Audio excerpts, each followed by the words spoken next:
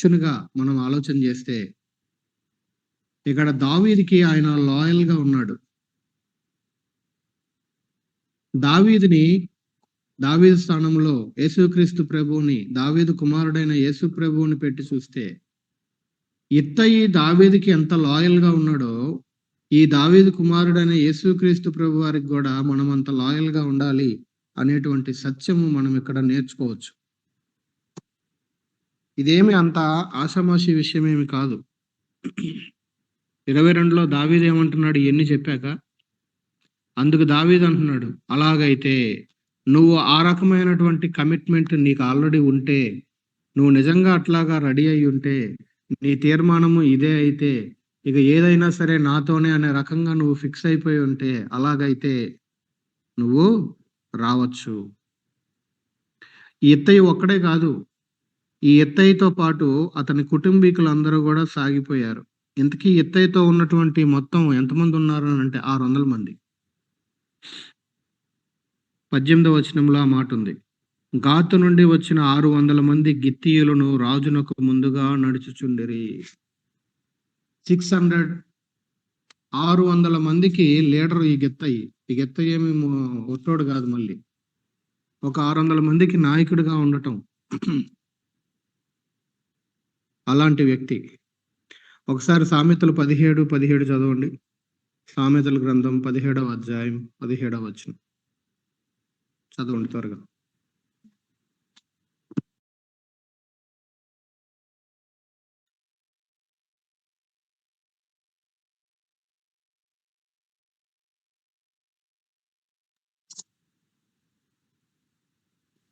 నిజమైన స్నేహితుడు ప్రేమించును, దుర్దాసులట్టివాడు సహోదరుడుగా నుండును. నిజమైన స్నేహితుడు విడిచిపెట్టడు, నిజమైన స్నేహితుడు విడువక ప్రేమించును. దుర్దశలో ఉన్నప్పుడు, కష్టంలో ఉన్నప్పుడు వాడు ఎలాగవుతాడంట? ఏమనుంది అక్కడ?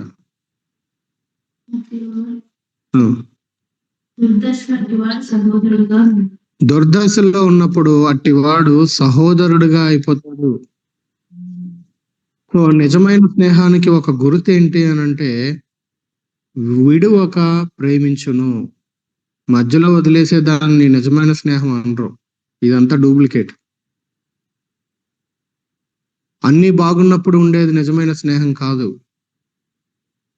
నిజమైన స్నేహితుడు విడువక ప్రేమిస్తాడు. రెండవది, దుర్దశలో అట్లాంటి వాడు సహోదరుడుగా అంటే సొంతోడులాగా మారిపోతాడు. ఇది చాలా ప్రాముఖ్యమైనది. సో ఇత్తయి యొక్క పరిస్థితి ఎలాగుంది అని అంటే, దావీదు యొక్క దుర్దశలో ఎట్లా అయిపోయాడంటే, ఇప్పుడు ఈయన నిజమైన స్నేహితుడిగా వదిలిపెట్టనంటున్నాడు. దావీదు యొక్క దుర్దశలో ఎట్లా అయిపోయాడు అని అంటే, సహోదరుడిగా మారిపోయాడు. బ్రతికినా నీతోనే, చచ్చిపోయినా నీతోనే. ఈ కమిట్మెంట్ ఎట్లా ఉంది? రూతు గ్రంథం 1వ అధ్యాయం 15-18 వచనాలలో నయోమి అంటది కదా రూతుని, ఆ ఇద్దరు కోడలని ఏమంది? ఇంకెళ్ళిపోండమ్మా వెనక్కి అనంటే, ఒక కోడలు దొరికిందే ఛాన్స్ అని తుర్రుమని పారిపోయింది. కానీ రూత్ ఏమంది? నీ దేవుడే నా దేవుడు, నీ జనమే నా జనము, చావైనా బ్రతికైనా నీతోనే, నిన్ను వదిలిపెట్టే ప్రసక్తే లేదు. ఇక్కడ ఇత్తయి యొక్క మాట కూడా అట్లాగే ఉంది. చావైనా బ్రతికైనా నీతోనే, అడవిలో అయినా నీతోనే, సింహాసనం ఉన్నా నీతోనే, ఎక్కడున్నా నీతోనే, నిన్ను వదిలిపెట్టే ప్రసక్తే లేదు. అందుకే ఆ మాట కూడా వాడాడు, యెహోవా జీవము తోడు. మనం సింపుల్ గా చదువుతామేమో కానీ ఆ మాట వాడారు అని అంటే దానికి చాలా వెయిట్ ఉంటుంది అక్కడ. యెహోవా జీవము తోడు, దేవుణ్ణి బట్టి నేను ఈ డెసిషన్ తీసుకున్నాను అని చెప్పగానే ఇక దావీదు కావచ్చు, అవతలున్నోడు ఎవడైనా కావచ్చు, నో చెప్పడానికి లేదు ఇక మధ్యలో. అందుకే దేవుడే సాక్షి దీనికి అని దేవుణ్ణి తీసుకొచ్చారు. కాబట్టి ఈ ఇత్తయి ఇప్పుడు దావీదు ఏమేమి పోగొట్టుకున్నాడు ఒకసారి ఆలోచించండి. సిటీ లేదు, ఇప్పుడు యెరూషలేం లేదు, ఇల్లు లేదు, జాబ్ లేదు. అవునా? ఏం జాబ్ పోయింది? ఇంతకుముందు రాజు, ఇప్పుడు ఆ జాబ్ పోయింది, అరణ్యంలోకి వచ్చాడు. ఓకే, కొడుకు వల్ల శ్రమలు ఎదుర్కొంటా ఉన్నాడు. ప్రజల యొక్క సపోర్ట్ కూడా పోయింది. అవునా? ప్రజలందరూ ఎవరి పక్షంగా తిరిగారు? అబ్షాలోం వైపు తిరిగారు. అవునా? మరి ఇలాంటి పరిస్థితిలో దావీదు యొక్క పరిస్థితి ఎలాగుంటుందో ఒకసారి ఆలోచించండి. అలాంటి టైంలో ఒకడొచ్చి సపోర్ట్కి నుంచుంటే ఏం బాగున్నప్పుడు, పరిస్థితులన్నీ చాలా భయంకరంగా ఉన్నప్పుడు ఒకడొచ్చి ఆ మనిషి పక్షంగా సపోర్ట్కి నుంచుంటే ఆ మనిషికి ఎట్లా ఉంటుంది? నాకు ఎవడు లేడనుకున్నాను. దావీదేమి అంత కృంగిపోయిన కేసేమి కాదు. కింద వచనాలు చదివితే మనకు అర్థమవుద్ది. కానీ అలాంటి టైంలో ఒకళ్ళెళ్ళి పక్కన నుంచోవటం అనేది, మోరల్ సపోర్ట్ ఉండటం అనేది మనిషికి ధైర్యాన్ని ఇస్తుంది. కొన్నిసార్లు మనం వెళ్ళి అక్కడ ఉద్ధరించేది ఏమి ఉండదు. కానీ వెళ్ళి అక్కడ ఉంటే ఆ పరిస్థితిలో ఏదైనా ఒక కఠినమైన సిచ్యువేషన్‌లో ఉన్న ఒక వ్యక్తికి పక్కన ఉంటే, వాళ్ళకి మోరల్ సపోర్ట్ ఉన్నప్పుడు వాళ్ళు కొంత కంఫర్ట్ అయ్యే అవకాశం ఉంటది. అర్థమవుతుందా? చాలా ఇంపార్టెంట్. అందుకే నవ్వే వాళ్ళకి ఇంటికన్నా కూడా ఎవరింటికి వెళ్ళమన్నాడు దేవుడు? ఏడ్చే వాళ్ళ ఇంటికి ముందు తొందరగా వెళ్ళాలి. కృతజ్ఞత గుడికి పెడితే అందరూ వస్తారు. ఆరాధన చేసి అక్కడున్న ప్రేమ విందు ఆరగించడానికి. తినటం తప్పేం కాదులేండి.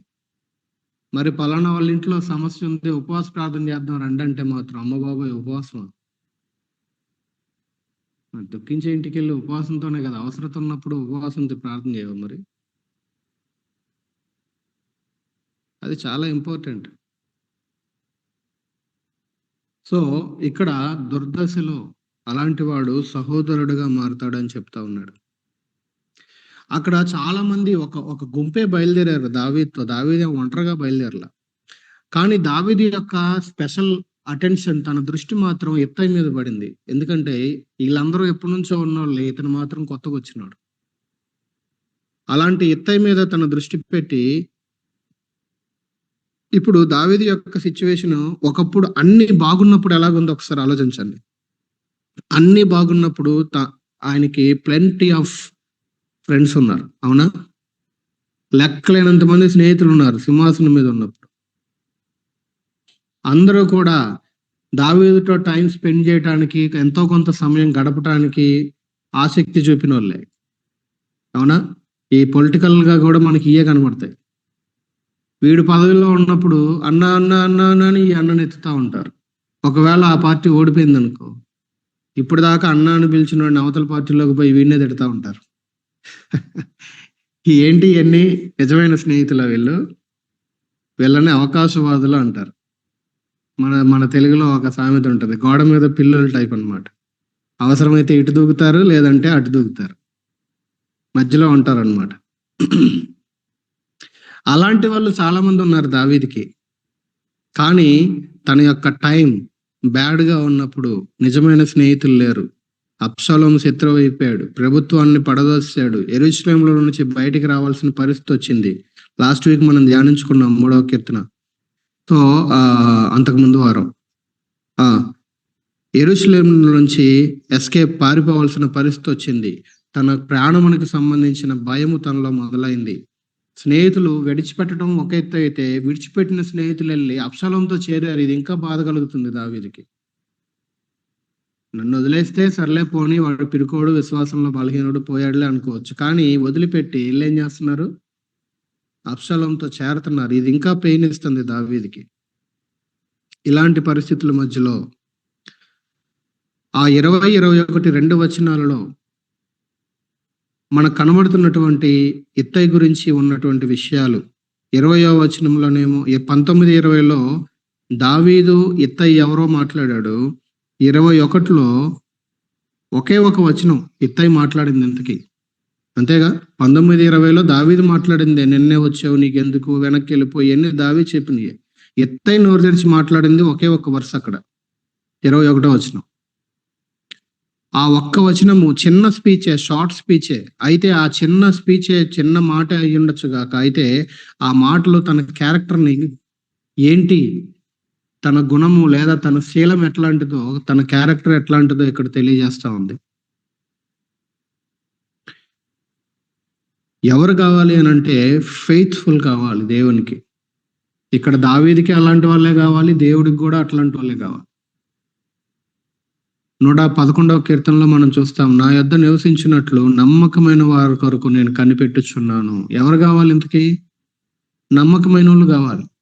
రేపొద్దున్న యేసు ప్రభు ముందు మనం నుంచుంటే ఆయన కూడా నిన్ను నన్ను చూసి అనాల్సింది ఏంటంటే, బలా బలా అద్భుతమైన అందగాడ అనాలా?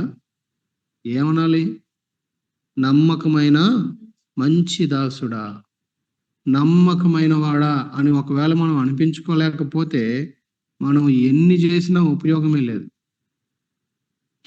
కొన్నిసార్లు ఈ మాటని ఎట్లా అర్థం చేసుకుంటారంటే, ఒకరోజు మనం చచ్చిపోతాం, లేదా ప్రభు వస్తారు, ఎప్పుడెప్పుడో కొన్ని రోజుల తర్వాత ఆయన ముందు నుంచుంటాం, అప్పుడు ఆయన అంటాడు అని, అది ఎప్పుడో తర్వాత జరిగే ఇన్సిడెంట్ లాగా చూస్తారు. కానీ ఏ రోజుకి ఆ రోజు ప్రభు మనల్ని, నిన్ను నన్ను బల నమ్మకమైన మంచి దాసుడా అని ఏ రోజుకి ఆ రోజు అనకపోతే ఒక్కసారే బల అంటాడు ఆయన?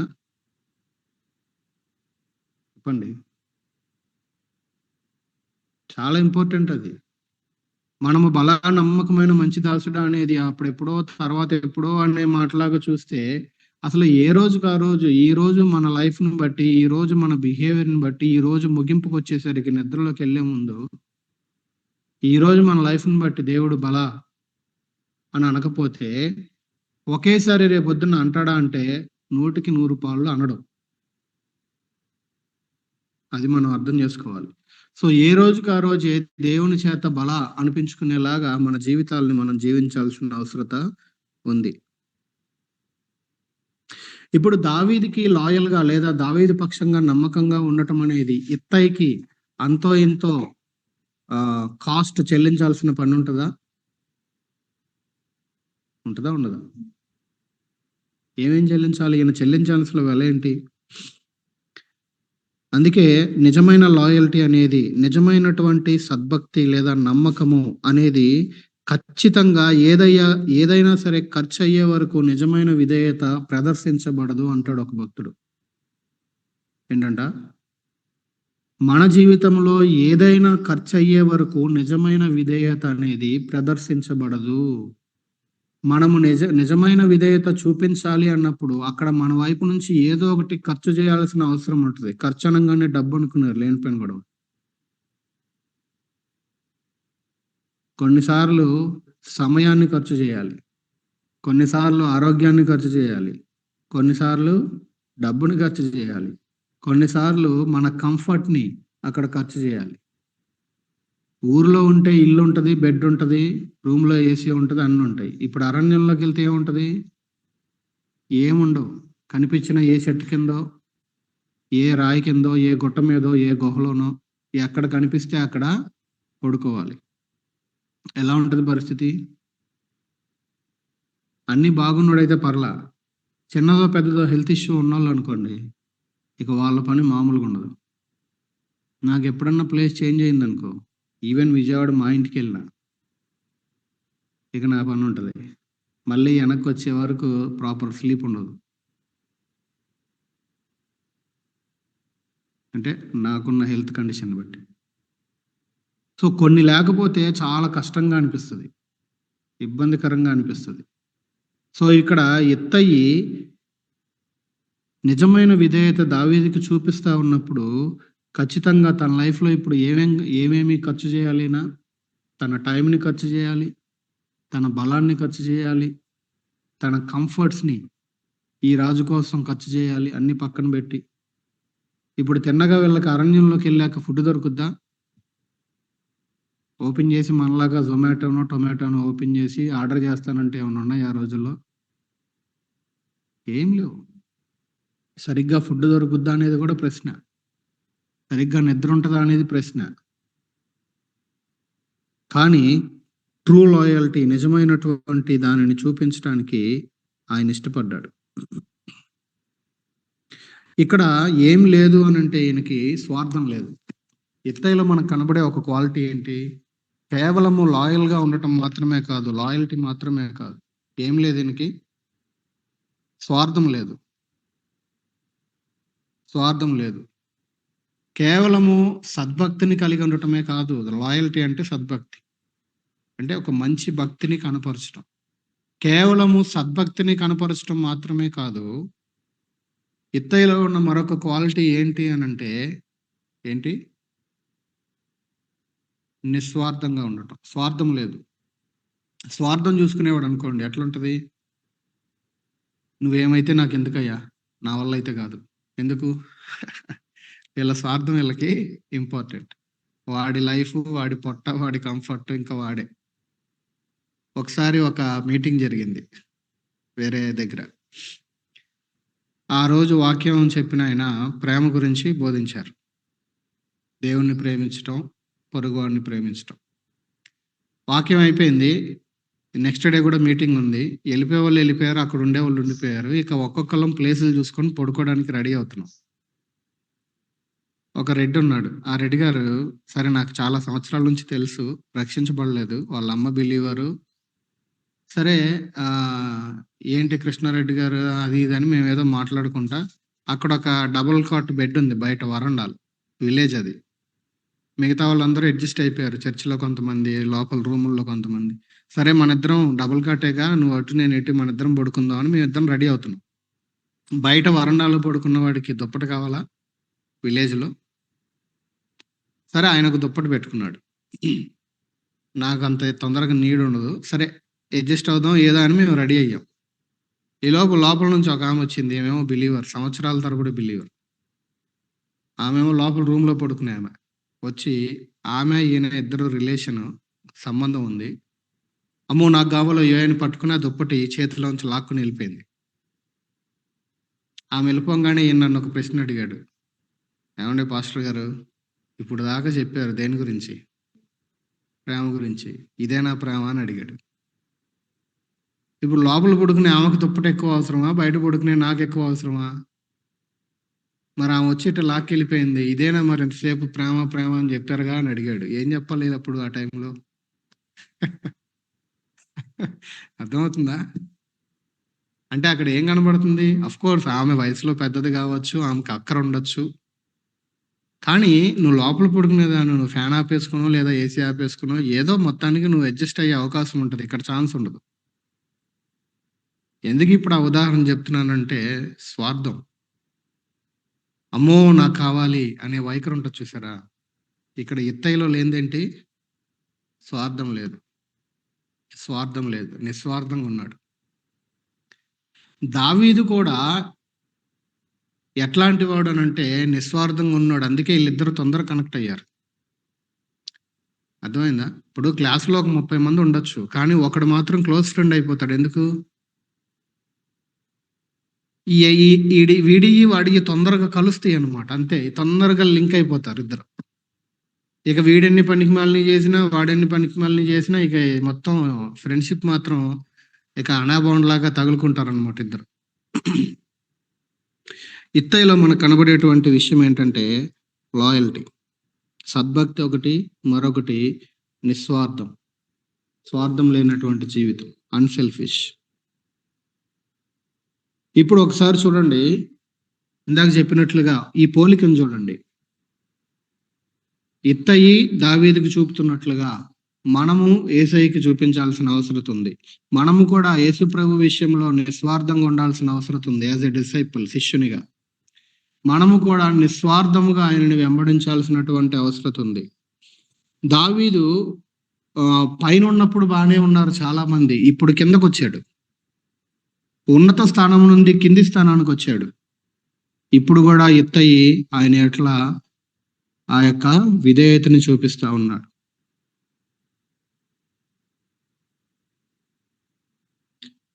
అంతేకాదు ఈ విధేయత అనేది బలవంతమైన విధేయత లేకపోతే స్వచ్ఛందంగా చూపిన విధేయత ఇది? వాలంటరీ. దావీదు ఏమన్నా అడిగాడంటే కూడా రమ్మని. చూస్తుంటే వస్తున్నాడు. నువ్వెందుకు వస్తున్నావు, వెనక్కి వెళ్ళిపో అని చెప్పినా సరే వెళ్ళాల. ఇది బలవంతంగా చేసిందా, స్వచ్ఛందంగా చేసిందా? వాలంటరీగా, స్వచ్ఛందంగా చేసింది. వాలంటీర్ అంటే ఏంటి? స్వచ్ఛందంగా తనకు తానుగా చేసింది. సో మనము కూడా యేసుక్రీస్తు ప్రభు వారికి విధేయత చూపించేటప్పుడు స్వచ్ఛందంగా విధేయత చూపించాలి. వాలంటరీగా. బలవంతంగానో ఇంకేం చేస్తాంలే నమ్మేముగా ఇక సేగి చేస్తామా అనే వైఖరి అది సరైనది కాదు. స్వచ్ఛందంగా దేవునికి, యేసు ప్రభువుకి మనము విధేయత చూపించే వారంగా ఉండాలి. అంత మాత్రమే కాదు, కొత్తగా వచ్చి విధేయత చూపించాడు ఇక్కడ యెత్తయి. అదే కదా అక్కడ దావీదు చెప్తుంది, కొత్తగా వచ్చిన నువ్వు అంటున్నాడు. కొన్నిసార్లు యేసు ప్రభువుకి విధేయత చూపించడం అని అంటే, నేను యేసు ప్రభుని నమ్మి ఒక సంవత్సరమో, 2 ఏళ్ళో, 3 ఏళ్ళో గడిచాక కొంచెం నేను ఎదిగాక అప్పుడు ఎప్పుడో చూపించేది అనుకుంటారు కొంతమంది. నువ్వు యేసు ప్రభువుని నమ్మింది వాస్తవం అయితే, యేసు ప్రభువు నీ దేవుడు అనేది వాస్తవం అయితే, నువ్వు కొత్తగా వచ్చినా సరే దేవునికి విధేయత చూపించాల్సిందే. అమ్మకి కాదు, నాన్నకి కాదు, అన్నకి కాదు, అక్కకి కాదు, ఇంకెవడికి కాదు. ఒకవేళ వాళ్ళు వాక్యానికి విరుద్ధంగా ఏదైనా చెప్తే ఇక మనుషులు ఎవరికి కాదు, వాక్య ప్రకారము చెప్తే లోపడొచ్చు వాళ్ళకి. అర్థమవుతుందా? క్రొత్తగా వచ్చి కూడా ప్రభువుకి లోబడతా ఉన్నాడు. సో ఏమేం చెప్తున్నాము? నిర్ణయించుకొని లోబడాడు, డిసైడ్ అయ్యాడు, నిర్ణయించుకొని లోబడ్డాడు. తర్వాత స్వచ్ఛందంగా వాలంటరీగా విధేయత చూపించాడు. ఆ తర్వాత క్రొత్తగా వచ్చి విధేయత చూపించాడు. విధేయత చూపించడం అనేది ఇది దాచిపెడితే దాగేదా, బయటికి కనిపిస్తుందా? అది బహిరంగముగా విధేయత చూపించాడు. యేసు ప్రభువుకి మనం విధేయత చూపిస్తున్నప్పుడు దాన్ని మనం దాచిపెట్టలేం. అది ఇంట్లో వాళ్ళకి కానీ, ఇంటి చుట్టూ ఉన్న వాళ్ళకి కానీ, బంధువులకి కానీ, ఆఫీసుల వాళ్ళకి కానీ, అది యేసు ప్రభువుకి విధేయత చూపిస్తున్నప్పుడు ఆ విధేయతని ఎవడు దాచిపెట్టలేరు, అది కనబడిపోతుంది. కొంతమంది రహస్య బిలీవర్స్ ఉంటారు. చర్చిలో మాత్రం బిలీవరే, ఆఫీసులో అసలు వీడు క్రైస్తవుడు అని కూడా తెలియదు వాడికి, ఇంకెవరికి. సీక్రెట్ బిలీవర్స్ అన్నమాట. కొంతమంది హృదయంలో నమ్మినట్టు కనబడతారు, ఎవరికి కూడా బయటికి చెప్పరు. కానీ ఒంటరిగా కలిసినప్పుడు మాత్రం ఎప్పుడైనా కొంతమంది నాకు తెలుసు, నేను మనసులో ప్రార్థన చేసుకుంటున్నానండి, ఎవరు లేనప్పుడు బైబిల్ తీసి చదువుతున్నానండి. సరే, ప్రారంభ దినాల్లో అట్లా చేసావంటే ఓకే.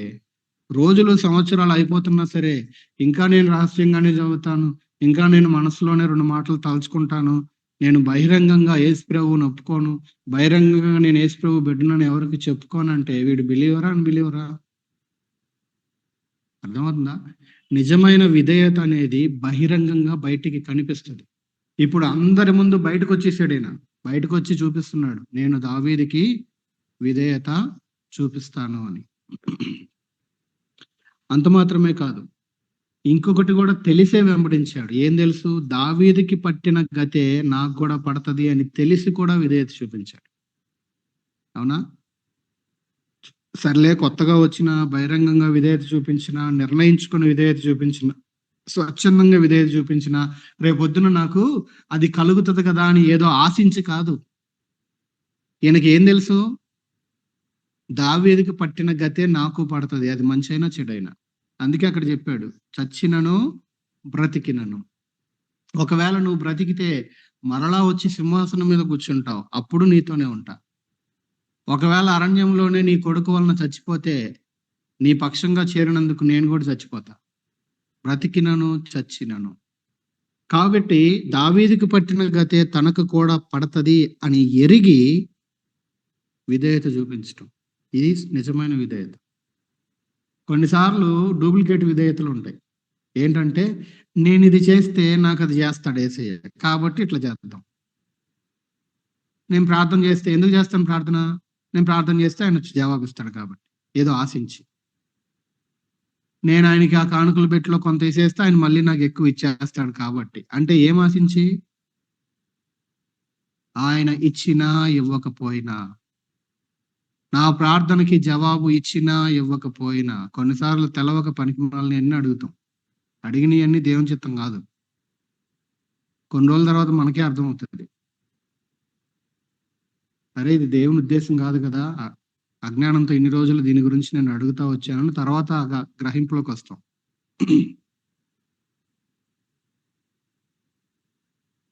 ఒకసారి ఒక చిన్న బిజినెస్ ఏదో ఒకళ్ళు ఓపెన్ చేస్తే ప్రార్థన చేయాలంటే సరే వెళ్ళా. ఇంతకీ ఆ బడ్డీ కొట్లో ఏవో కొన్ని పెడతారుగా, డబ్బాలు, చిరుతిళ్ళు, అవి ప్యాకెట్లు, ఏలాడేసే ప్యాకెట్లు, చిప్స్లు. ఆటిలతో పాటు సరే ఏం పెట్టారని ఊరికే అట్లాగా ఒక రౌండ్ ఆ చిన్న డబ్బా అంతా చూస్తే దాంట్లో సిగరెట్లు కనిపిస్తున్నాయి. ఇప్పుడు నేను ప్రార్థన చేయాలి ఏమని? ప్రభువా ఈ వ్యాపారం అంటే ఏంటి, బాగా సిగరెట్లు అమ్ముడు పోవాలి, ప్రార్థన చేయాలా? అసలు దేవుని బిడ్డలముగా మనం ఏది అమ్మొచ్చు, ఏది అమ్మకూడదో అప్పటికే మనకు అవగాహన ఉండాలి. ప్రార్థన చేద్దాం తర్వాత ముందు ఇవన్నీ తీసి అవతల పడేయి. ఇంకొకసారి ఇంకొక బిజినెస్ దగ్గరికి వెళ్ళి అది అది చిన్న టీ టీ స్టాల్ అది. సరే ప్రార్థన చేస్తే ఎదురుగా లైటర్ ఎలాడుతా ఉంది తాడుకి. ఇక లైటర్ ఎలాడుతుంది ఏంటి, నేనేమనుకున్నా అంటే ముట్టించుకోవడానికి సిగరెట్ అంటించుకోవడానికి పెడతారు కదా, అట్లాగాని పెట్టారేమో అనుకున్నా. లైటర్ ఉంది ఏంటి అంటే సిగరెట్లు ఉన్నాయి కదన్నా అన్నాడు. సిగరెట్లు బయట కనబడలే ఎక్కడ, అవి లోపల పెట్టారు అంతకి.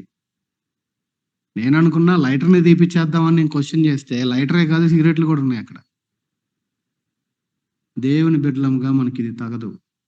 ఇది నువ్వు చెప్పించుకోవాల్సిన అవసరం లేదు, నీకేం మైండ్ పని చేయలేదని అడిగా. జనరల్గా అన్న వచ్చిన వాళ్ళందరూ టీ సిగరెట్ ఈ కాంబినేషన్ ఉంటుందన్నా, ఇక తప్పట్లేదు అని. తప్పకపోతే నీ డబ్బా తీసేయి, ఇంకో పని చేసుకో, లేదా తీసేయి. నిన్ను అడుగుతారు, ఎందుకురా బాబు రోజు సిగరెట్లు మాకు అవసరం, మేము దీంతో పాటు అది తాగుతామని అడిగితే నేను దేవుని బిడ్డని ఇది అమ్మను అని నీకు అది దేవుడిచ్చిన అవకాశం లాగా అప్పుడు సాక్ష్యం చెప్పు. అడిగిన వాళ్ళందరికీ రోజు 10 మంది కన్నా చెప్పు, నేను యేసుప్రభుని నమ్మిన వాడిని కాబట్టి నేను ఈ అమ్మను, ఇది చెయ్యను. అది నీకు దేవుడిచ్చిన అవకాశం లాగా తీసుకొని చెప్పు దేవుని గురించి. అర్థమవుతుందా? ఎప్పుడు కూడా అది దేవుని బిడ్డలముగా మనం ఏది చెయ్యొచ్చు, ఏది చేయకూడదు అనేది మనము ఆలోచన చేసి చేయాలి. దేవుని బిడ్డగా నేను ఇది చెయ్యొచ్చా, తెలవకపోతే అవగాహన ఉన్న వాళ్ళని అడిగి మొదలు పెట్టాలి. కొంతమంది అడుగుతారు ఏదైనా చేసే ముందు, ఇది చేయాలనుకుంటున్నాం మనం, ఇట్లా చేయొచ్చా, ఇట్లా చేయకూడదా, ఎట్లా చేస్తే మంచిది అని చేసే ముందే అడుగుతారు కొంతమంది. మంచిది అట్లా అడిగి తెలుసుకోవడం ఎప్పుడైనా సరే. ఏదో ఒకటి చేసేసి చేతులు కాలిన తర్వాత ఇట్లా చేద్దామని అనుకున్నాము, ఈలోపు ఇలా జరిగింది అంటే నిన్ను ఎవరు అనుకోమన్నారు? అయితే వాక్యంలో ఉంచి నీకు అవగాహన ఉండాలి, లేకపోతే తెలిసిన వాళ్ళని అడగన్నా చేయాలి. నీకు నువ్వే అనుకుంటే ఎట్లా కుదురుతుంది? అది చాలా డేంజర్.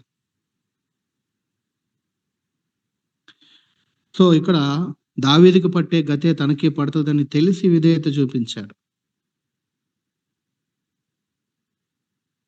అంత మాత్రమే కాదు, ఇంకా ఏం నేర్చుకోవచ్చు ఇత్తయి దగ్గర నుంచి? మీరు కూడా కొంచెం మైండ్కి పని చెప్పండి.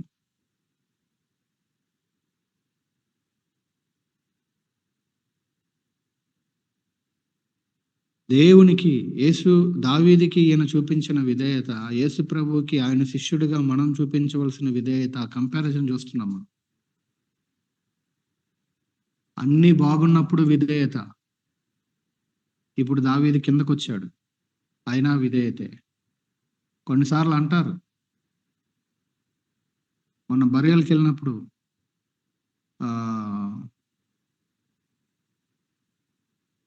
మల్లేష్తో మాట్లాడుతుంటే, అన్న దేవుడు అన్యాయం చేయడు, ఆ విషయంలో నాకు క్లియర్. కానీ మీరు దేవుణ్ణి నమ్మి ఇంత చేసి ఇది చేస్తే, ఇదిగో చిన్న వయస్సు, ఇదిగో మీ ఫ్యామిలీ ఇట్లా అయ్యింది అని అంటారు కదన్నా, అట్లాంటి వాళ్ళని ఎట్లాగా ఎదుర్కోవాలి అని ప్రశ్న. నమ్మారుగా, చేశారుగా, అది ఇది ఉద్ధరించారుగా, ఏం చేశాడు మీ దేవుడు అని 4 మాటలు అంటే, అలాంటి ప్రశ్న ఎదురైతే దాన్ని ఎలా ఫేస్ చేయాలి? ఒక విషయంలో స్పష్టత ఉంది, ఏంటి? దేవుడు అన్యాయము చేయడు. మరొక వైపు ఇంకొక ప్రశ్న ఉంది, ఇలాంటి వాళ్ళని ఎట్లాగా ఎదుర్కోవాలి? అలాంటి ప్రశ్నలు వచ్చినప్పుడు దానికి ఎట్లా జవాబు చెప్పుకోవాలి? సో అన్ని బాగున్నప్పుడైనా సరే, ఏది బాగోకపోయినప్పుడైనా సరే విధేయత చూపించటము నిజమైన విధేయత. అర్థమవుతుందా? ఇతర జీవితంలో విధేయతను చూస్తున్నాం. స్వార్థము లేకుండా దావీదు కొరకు, లేదా మనమైతే యేసు ప్రభు కొరకు మన ఆరోగ్యాలని, మనకున్న జ్ఞానాన్ని, మనకున్న టాలెంట్స్ ని, మనకున్నటువంటి డబ్బుని ప్రభు కొరకు ఖర్చు చేయటం నిస్వార్థంగా. ఏదో వస్తే నేను ఇది చేస్తాను అనేది స్వార్థం. అది అంత మాత్రమే కాదు, ఇది తనకు తానుగా నిర్ణయించుకొని చూపుతున్న విధేయత. స్వచ్ఛందంగా చూపుతున్న విధేయత, క్రొత్తగా వచ్చి చూపుతున్నటువంటి విధేయత, బహిరంగంగా చూపుతున్న విధేయత. దేవుని విషయాలు కొన్ని నేర్చుకున్నాక ఇప్పుడు ఆల్మోస్ట్ ఇక్కడున్న మందిరంలో ఉన్న వాళ్ళు కానీ, ఆల్మోస్ట్ నాకు తెలిసి అసలు ఇక్కడే పుట్టి పెరిగిన బ్యాచ్ ఎవరు లేరు, అందరం.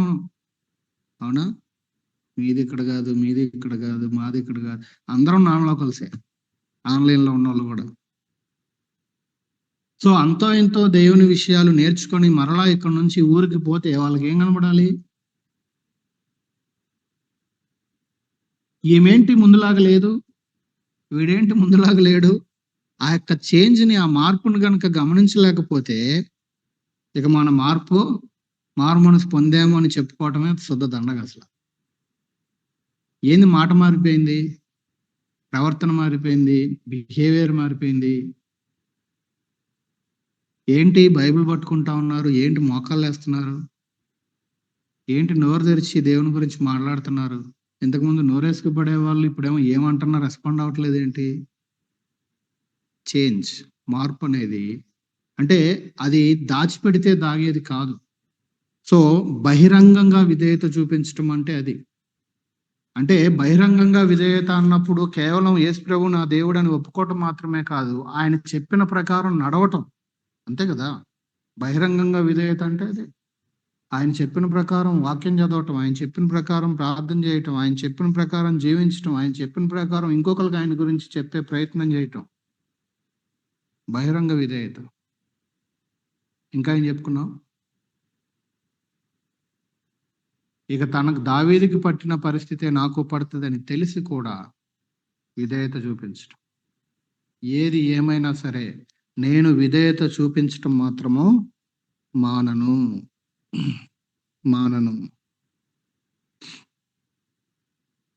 కాబట్టి ఈ విషయాలతో మనం ప్రార్థన చేసుకుందాం.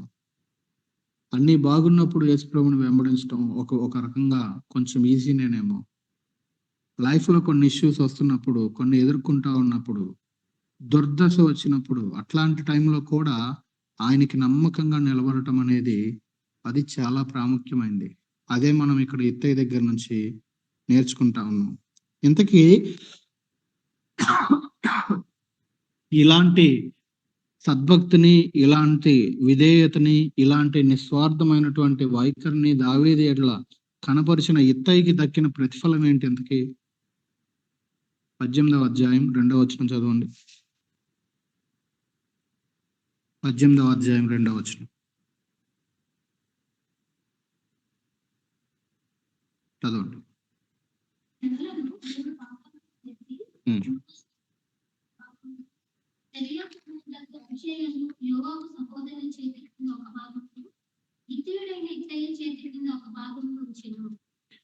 చూడండి, యోవాబు, అభిషై వీళ్ళిద్దరూ అంతకుముందే దావీదు యొక్క ఏమంటారు సైన్యాధిపతులు వీళ్ళు. ఇప్పుడు ఇత్తయి ఏమైపోయాడు? ఇప్పుడు మూడోవాడు వచ్చాడు. ఇంతకుముందు ఇద్దరే ఉన్నారు.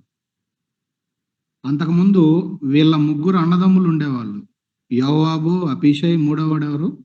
ఆసాహేల్. ఆసాహేల్ చచ్చిపోయాడు, చంపబడ్డాడు. ఇప్పుడు ఆ మూడవ ప్లేస్, ఖాళీ అయిన ప్లేస్ ని ఎవరు భర్తీ చేశారు? ఇప్పుడు ఇత్తయి దాన్ని ఫుల్ఫిల్ చేశాడు. అంటే దావీదుకి ఆయన చూపించినటువంటి సద్భక్తి, దావీదులో ఆయన కనపరిచిన నిస్వార్థమైనటువంటి వైఖరి, దావీదులో ఆయన కనపరిచినటువంటి విధేయతకి బదులుగా ఆయన పొందిన ప్రతిఫలం ఏంటి? మళ్ళా దావీదు వెనక్కి వచ్చాడు, సింహాసనం మీద కూర్చున్నాడు.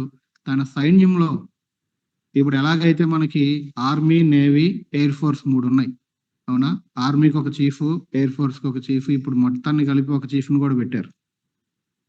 వీళ్ళు కూడా 3 ఉంటే అందులో ఒక వ్యక్తి ఎవరయ్యాడు? ఇప్పుడు ఇత్తయి అయ్యాడు. ఎలాంటి స్థితికి వచ్చాడో చూడండి. మనము కూడా యేసుక్రీస్తు ప్రభు వారికి చూపించే విధేయత, ఆయన ఎడల మనం చూపించేటువంటి కనపరిచే సద్భక్తి, లేకపోతే మనము ఆయన ఎడల చూపించేటువంటి నిస్వార్థమైనటువంటి ఆ యొక్క విషయాలను బట్టి రేపొద్దున ప్రతిఫలం ఉంటుందా, ఉండదా?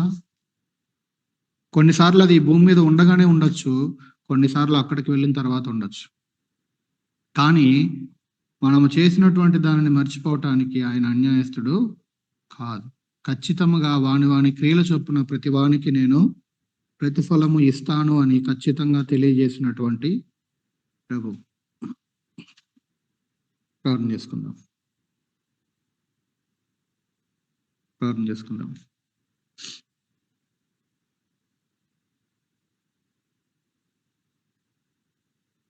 రండి ప్రార్థన చేసుకుందాం. ఒక 2 minutes టైం తీసుకొని వినిన మాటలతో ముందు వ్యక్తిగతంగా అందరం ప్రార్థన చేసుకుందాం.